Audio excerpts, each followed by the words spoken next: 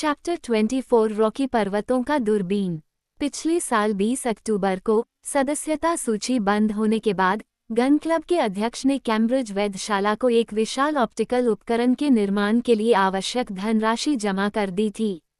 ये दूरबीन इतनी शक्तिशाली होनी थी कि वह चंद्रमा की सतह पर कम से कम 9 फीट चौड़ी वस्तु को भी देख सके।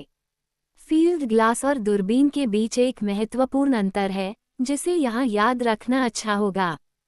फील्ड ग्लास एक ट्यूब से बना होता है जिसके ऊपरी सिरे पर एक उत्तल ग्लास होता है जिसे ऑब्जेक्ट ग्लास कहा जाता है, और इसके निचले सिरे पर एक दूसरा ग्लास होता है जिसे ऑक्यूलर कहा जाता है, जिस पर पर्यवेक्षक की नज़र लगाई जाती है। चमकदार वस्तु से किरणें पहले ग्लास को पार करती हैं और अपवर्तन द्वारा इसके फोकस पर उल्टा एक छवि बनाती हैं। इस छवि को ऑक्यूलर से देखा जाता है जो इसे बड़ा करता है। इसलिए फील्ड ग्लास की ट्यूब ऑब्जेक्ट और ऑक्यूलर ग्लास द्वारा प्रत्येक छोर पर बंद होती है। इसके विपरीत दूरबीन अपने ऊपरी सिरे पर खुली होती है। देखी गई वस्तु से आने वाली किरणें इसमें स्वतंत्र रूप से प्रवेश करती हैं और एक अवतल धातु दर्पण से टकराती हैं, यानी वे केंद्रित होती हैं। वहां से उनकी परावर्तित किरणें एक छोटे दर्पण से मिलती हैं जो उन्हें इस तरह से वापस नेत्र की ओर भेजती है कि उत्पादित छवि बड़ी हो जाती है। इस प्रकार फील्ड ग्लास में अपवर्तन मुख्य भूमिका निभाता है और दूरबीन में परावर्तन। इसलिए पूर्व को अपवर्तक और बाद वाले को परावर्तक नाम दिया गया है। इन ऑप्टिकल उपकरणों के निष्पादन में सारी कठिनाई ऑब्जेक्ट ग्लास के निर्माण में निहित है, चाहे वे कांच या धातु के दर्पण से बने हों। फिर भी उस समय जब गन क्लब ने अपना महान प्रयोग किया था, ये उपकरण विलक्षण रूप से परिपूर्ण थे और शानदार परिणाम देते थे।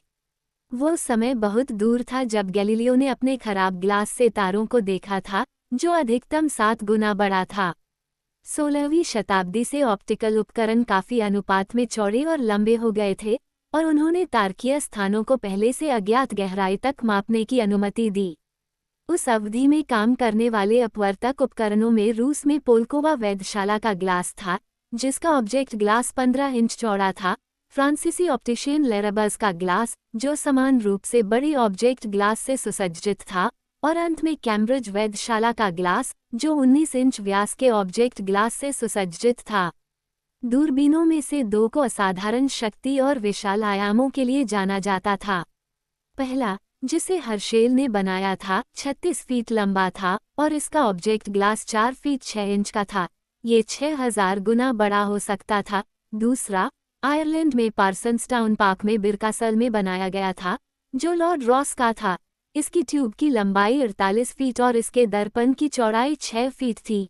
ये 6400 गुना बड़ा हो सकता था और इसे चलाने के लिए आवश्यक उपकरण को रखने के लिए चिनाई के विशाल निर्माण की आवश्यकता थी, जिसका वजन 12-1/2 टन था। लेकिन ये देखा जाएगा कि इन विशाल आयामों के बावजूद प्राप्त आवर्धन शक्ति गोल संख्याओं में 6000 गुना से अधिक नहीं थी। अब वह शक्ति चंद्रमा को केवल 39 मील के भीतर ला सकती थी और केवल 60 फीट व्यास वाली वस्तुओं को ही देखा जा सकता था, जब तक कि ये वस्तुएं बहुत लंबी न हों। अब अंतरिक्ष में उन्हें 9 फीट चौड़े और 15 फीट लंबे प्रक्षेप्य से निपटना था, इसलिए चंद्रमा को कम से कम 5 मील के भीतर लाना था और इसके लिए 48,000 गुना की आवर्धन शक्ति आवश्यक थी। कैम्ब्रिज वेधशाला के सामने ऐसी ही समस्या रखी गई थी। उन्हें वित्तीय कठिनाइयों से नहीं रोका जा सकता था, इसलिए केवल भौतिक कठिनाइयां ही रह गईं। सबसे पहले उन्हें दूरबीन और फील्ड ग्लास में से किसी एक को चुनना था। बाद वाले के कुछ फायदे थे। समान ऑब्जेक्ट ग्लास के साथ उनकी आवर्धन शक्ति अधिक होती है, क्योंकि ग्लास से गुजरने वाली चमकदार किरणें दूरबीन के धातु के दर्पण पर परावर्तन की तुलना में अवशोषण द्वारा कम खोती हैं। लेकिन ग्लास को दी जा सकने वाली मोटाई सीमित है, क्योंकि बहुत अधिक मोटाई से यह चमकदार किरणों को गुजरने नहीं देती। इसके अलावा इन विशाल ग्लासों का निर्माण अत्यधिक कठिन है और इसके लिए काफी समय की आवश्यकता होती है, जिसे वर्षों में मापा जाता है। इसलिए हालांकि चश्मे से चित्र बेहतर आते हैं, जो कि चंद्रमा के निरीक्षण के लिए एक अमूल्य लाभ है, क्योंकि चंद्रमा का प्रकाश केवल परावर्तित होता है, उन्होंने दूरबीन का उपयोग करने का निर्णय लिया, जो कि निष्पादन में अधिक त्वरित है तथा अधिक आवर्धन क्षमता प्रदान करने में सक्षम है। चूंकि प्रकाशमान किरणें वायुमंडल को पार करते हुए अपनी तीव्रता का अधिकांश भाग खो देती हैं, इसलिए गन क्लब ने संघ के सबसे ऊंचे पहाड़ों में से एक पर उपकरण स्थापित करने का संकल्प लिया, जिससे हवाई परतों की गहराई कम हो जाएगी।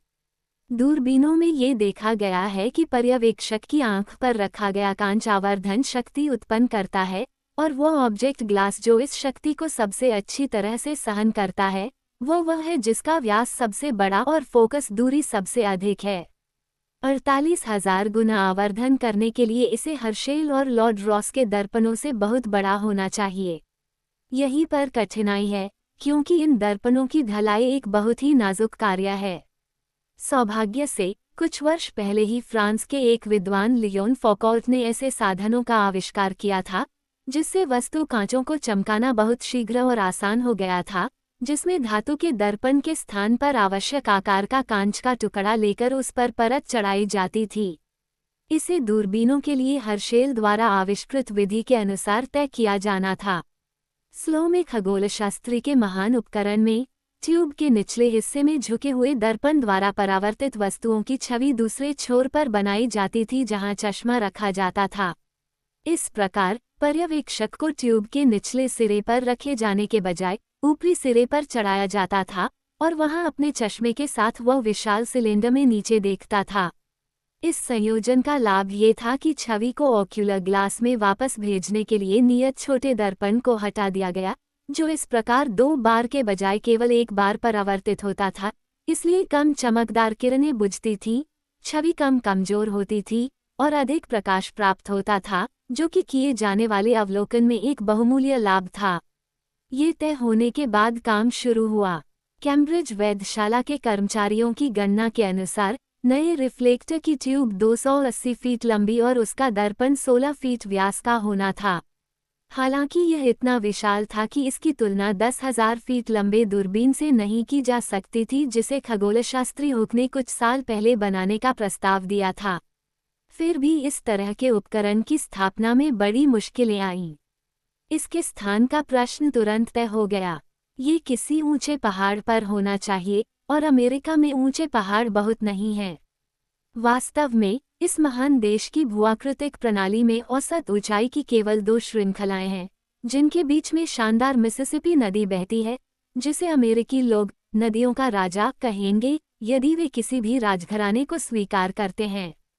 पूर्व में अपालाचियन पर्वत उगते हैं, जिनका सबसे ऊंचा बिंदु न्यू हैम्पशायर में 5,600 फीट की मध्यम ऊंचाई से अधिक नहीं है। तथापि पश्चिम में रॉकी पर्वत हैं, जो विशाल श्रृंखला है जो मैगेलन जलदमरुमध्य से शुरू होती है, एंडीसिया कॉर्डिलेरास के नाम से दक्षिण अमेरिका के पश्चिमी तट के साथ साथ चलती है, पनामा के इस्तमुस को पार करती है तथा संपूर्ण उत्तरी अमेरिका से होते हुए ध्रुवीय सागर के तट तक जाती है। ये पहाड़ बहुत ऊंचे नहीं हैं और आल्प्स या हिमालय उन्हें तिरस्कार की दृष्टि से देखते हैं। वास्तव में उनका सबसे ऊंचा शिखर केवल 10,701 फीट ऊंचा है, जबकि मोंट ब्लांक 14,439 फीट ऊंचा है और हिमालय का सबसे ऊंचा शिखर समुद्र तल से 26,776 फीट ऊपर है। लेकिन चूंकि गन क्लब चाहता था कि उसका दूरबीन साथ ही कोलंबियाड संघ के राज्यों में स्थापित किया जाए, इसलिए उन्हें रॉकी पर्वत से ही संतुष्ट होना पड़ा और सभी आवश्यक सामग्री मिसौरी के क्षेत्र में लॉन्ग्स पीक के शिखर पर भेज दी गई। न तो कलम और न ही भाषा अमेरिकी इंजीनियरों को पार करने वाली हर तरह की कठिनाइयों को बता सकती है, और साहस और कौशल के जो चमत्कार उन्होंने हासिल किए। विशालकाय पत्थर, लोहे के बड़े बड़े टुकड़े, भारी कोने क्लैंप और सिलेंडर के विशाल हिस्से को एक ऑब्जेक्ट ग्लास की मदद से, जिसका वजन लगभग 30,000 पाउंड था, लगातार बर्फ की रेखा के ऊपर 10,000 फीट से अधिक की ऊंचाई पर उठाया जाना था। रेगिस्तानी मैदानों, अभेद्य जंगलों, सभी आबादी के केंद्रों से दूर डरावने रैपिड्स को पार करने के बाद और जंगली क्षेत्रों के बीच जहां जीवन का हर विवरण एक अघुलनशील समस्या बन जाता है, और फिर भी अमेरिकी प्रतिभा ने इन सभी बाधाओं पर विजय प्राप्त की। सितंबर के महीने के आखिरी दिनों में काम शुरू करने के 1 साल से भी कम समय में विशाल परावर्तक हवा में 280 फीट की ऊंचाई तक उठ गया। इसकी सरल व्यवस्था के कारण इसे आसानी से आकाश के प्रत्येक बिंदु की ओर ले जाया जा सकता था तथा अंतरिक्ष में यात्रा के दौरान यह एक क्षितिज से दूसरे क्षितिज तक तारों का अनुसरण कर सकता था। इसकी लागत $400,000 से ज्यादा थी। जब पहली बार इसे चांद की ओर देखा गया तो पर्यवेक्षकों को उत्सुकता और बेचैनी दोनों महसूस हुई। इस दूरबीन के क्षेत्र में वे क्या खोज पाएंगे जो 48,000 गुना बड़ी वस्तुओं को दर्शाता है। आबादी, चांद पर रहने वाले जानवरों के झुंड, शहर, झीलें और महासागर। नहीं, ऐसा कुछ भी नहीं जिससे विज्ञान पहले से परिचित न हो, और उसकी डिस्क के सभी बिंदुओं पर चांद की ज्वालामुखीय प्रकृति को पूरी सटीकता के साथ निर्धारित किया जा सकता था। लेकिन गन क्लब द्वारा इस्तेमाल किए जाने से पहले रॉकी पर्वत की दूरबीन ने खगोल विज्ञान को बहुत बड़ी सेवाएं दी थीं। इसकी भेदन क्षमता की बदौलत आकाश की गहराइयों को उनकी अधिकतम सीमा तक खोजा जा सका, बहुत से तारों के स्पष्ट व्यास को सख्ती से मापा जा सका, और कैम्ब्रिज स्टाफ के श्री क्लार्क ने वृषभ राशि में क्रैब नेबुला को हल किया, जिसे लॉर्ड रॉस का रिफ्लेक्टर कभी नहीं कर पाया था।